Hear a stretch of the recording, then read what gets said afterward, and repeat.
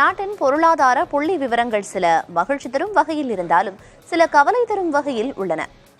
இப்புள்ளிகளில் உண்மை நிலவரங்களை பிரதிபலிக்கின்றனவா? பிரச்சினைகளுக்கு தீர்வு காணப்படுவது எப்போது?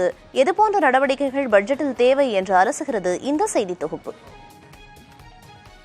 $3.7 டிரில்லியன் மதிப்புடன் உலகின் 5வது பெரிய பொருளாதாரம் கொண்ட நாடாக உயர்ந்துள்ளது இந்தியா. இன்னும் 6 ஆண்டுகளில் $7 டிரில்லியன் மதிப்புடன் 3வது இடத்திற்கு முன்னேறுவோம் என்று உறுதிபட தெரிவித்துள்ளார் பிரதமர் மோடி. பல வளர்ந்த நாடுகளே கூட 5% வளர்ச்சியை தாண்ட திணறும் நிலையில் கடந்த நிதியாண்டில் 8.2% வளர்ச்சியை இந்தியா எட்டியுள்ளது. ஆனால் இந்த வளர்ச்சி என்பது சமூகத்தின் அனைத்து தரப்பையும் உள்ளடக்கியதாக இல்லை என்கிறார் பொருளாதார பேராசிரியர் ஜோதி சிவஞானம். வெறும் வளர்ச்சி விகிதம் மட்டும் மக்களுக்கு பலன் அளிச்சிடாது. வளர்ச்சி விகிதத்து கூட அது அந்த நேச்சர் ஆஃப் வளர்ச்சி, அந்த குரோத்தோட நேச்சர் அது இன்க்ளூசிவ் குரோத்தாக இருக்கணும். அதாவது சாதாரண மக்களையும் உள்ளடக்கிய வளர்ச்சியாக இருக்கணும். அது மாதிரி வளர்ச்சி இன்றைக்கி நம்ம சந்திக்கல. இந்த கே ஷேப்டு ரெக்கவரி அப்படின்னு சொல்கிறாங்க. கே ஷேப்டு ரெக்கவரிங்கிறது சாதாரண மக்கள் இந்த வளர்ச்சியில் பங்கு பெறல. ஸோ கார்ப்பரேட் நிறுவனங்கள், அதுவும் ஒரு குறைவான எண்ணிக்கையில் உள்ள கார்ப்பரேட் பெரு நிறுவனங்கள் மட்டுமே அதிகமாக லாபம் அடைஞ்சிருக்கிறாங்க. ஸோ அதன் விளைவு சாதாரண மக்கள் இந்த வளர்ச்சி இதில் தள்ளப்பட்டிருக்காங்க, வெளியே தள்ளப்பட்டிருக்காங்க.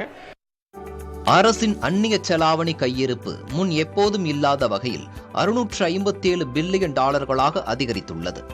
ஏற்றுமதி வருவாய்க்கும் இறக்குமதி செலவுகளுக்கும் இடையிலான வித்தியாசமான நடப்பு கணக்கு பற்றாக்குறை $67 பில்லியன் $23.2 பில்லியன் குறைந்துள்ளது. இது போன்ற புள்ளி விவரங்கள் நம்பிக்கை தந்தாலும் சாமானியர்களுடன் நேரடி தொடர்புடைய பணவீக்கம் பயமுறுத்தும் வகையிலேயே இருந்தது.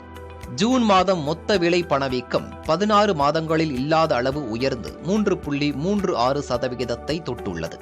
சில்லறை விலை பணவீக்கம் 5% மேலாகவே விடாப்பிடியாக நீடிக்கிறது. குறிப்பாக உணவுப் பொருட்களுக்கான பணவீக்கம் 9.55% இருந்து கொண்டு அச்சுறுத்தி வருகிறது. விலைவாசி உயர அரசின் வரி நடைமுறைகள் உட்பட பல காரணங்கள் இருப்பதாக கூறுகிறார்கள் பொருளாதார நிபுணர்கள். மறைமுக வரியை அதிகப்படுத்துகிறாங்க. இன்கம் டேக்ஸையும் இண்டிவிஜுவல் இன்கம் டேக்ஸையும் கார்ப்பரேட் டேக்ஸில் நிறைய கன்செஷன்ஸ்லாம் கொடுத்துட்டு இண்டிவிஜுவல் இன்கம் டேக்ஸை ரைஸ் பண்ணியிருக்காங்க.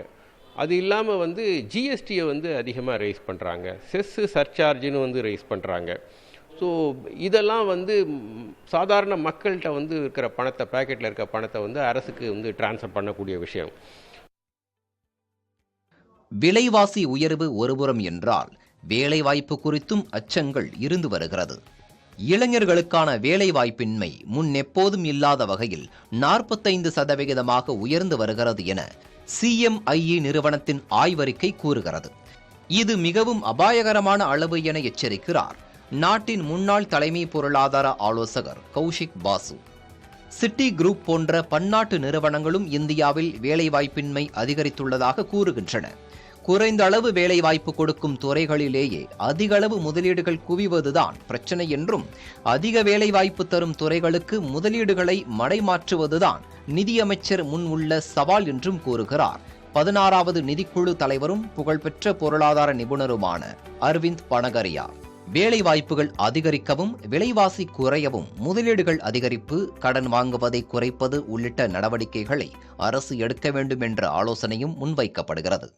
என்ன பண்ணணும்னு சொன்னாங்க, கல்வி சுகாதாரத்துக்கு 10 ஆண்டுகளாக இப்போ ஒதுக்கீடுகள் ரொம்ப குறைக்கப்பட்டிருக்குது. அதை அதிகப்படுத்தணும். விவசாய கட்டமைப்புகளுக்கு இப்போ நான் சொன்ன ஒரு பொதுத்துறை நிறுவனங்களில் ரயில்வேயாக இருக்கட்டும், மெட்ரோவாக இருக்கட்டும், இப்போ தமிழக அரசு மெட்ரோவுக்கு கேட்டுட்ருக்கோம், அது போதுமான அளவுக்கு கொடுக்கல. ஸோ இது போய் கட்டுமான வசதிகளுக்கு முதலீட்டை அதிகப்படுத்தணும். அதே மாதிரி ஊரக வளர்ச்சிக்கு தனியாக கவனம் செலுத்தணும். ஸோ விலைவாசி உயர்வை கட்டுப்படுத்துறதுக்கு ஒன்றிய அரசினுடைய பங்கு என்ன, அவங்க வாங்குகிற கடனை குறைக்கணும்.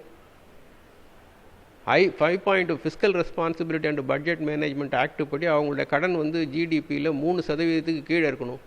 ரெவென்யூ டெஃபிசிட் 0வாக இருக்கணும். இன்றைக்கி ரெவென்யூ டெஃபிசிட் 2% இருக்குது.